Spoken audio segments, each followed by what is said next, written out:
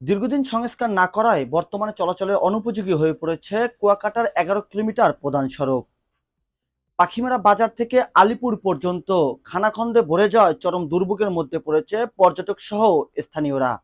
এতে পর্যটন খাতে হাজার হাজার কোটি টাকা লোকসান হয়েছে বলে এমনটা ধারণা করছেন পর্যটন ব্যবসায়ীরা। তবে এবারের দৃশ্যটা একেবারেই ভিন্ন। কুয়াকাটার সমুদ্র সৈকতে জরাজীর্ণ যে জিও টিউব রয়েছে, সেই জিও টিউবে প্রতিদিনই কিন্তু পর্যটকদের দুর্ঘটনার শিকার হচ্ছে। তাছাড়া পাখিমারা বাজার থেকে আলিপুর পর্যন্ত যে 11 কিলোমিটার মহাসড়কটি রয়েছে, সেই সড়কটি কিন্তু এখন মরণ ফাঁদে পরিণত হয়েছে। পর্যটন বিশেষজ্ঞরা বলছেন এবং পর্যটকরা বলছেন অতি দ্রুত কুয়াকাটার সেই 11 কিলোমিটার যে মহাসড়কটি রয়েছে, সেটাকে সংস্কার যদি না হয়, সেক্ষেত্রে কুয়াকাটা থেকে মুখ ফিরিয়ে নেবে পর্যটক, বড় লোকসানের মধ্যে পড়বে কুয়াকাটার বিনিয়োগকারীরা।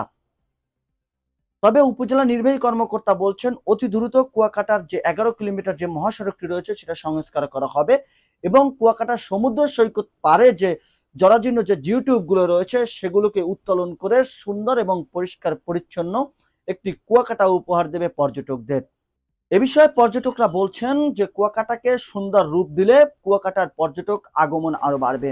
সূর্যোদয় এবং সূর্যাস্তের বেলাভূমি সমুদ্রকন্যা কুয়াকাটায় পর্যটকদের আগমনে ভরপুর হয়ে উঠবে এই স্থানটি।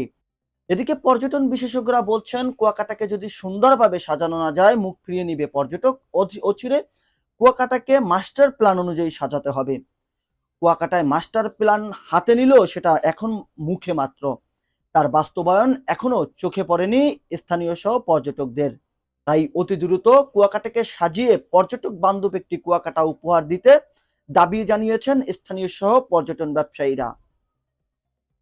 কুয়াকাটা থেকে জাহিদুল ইসলাম জাহিদ, খবর কুয়াকাটা।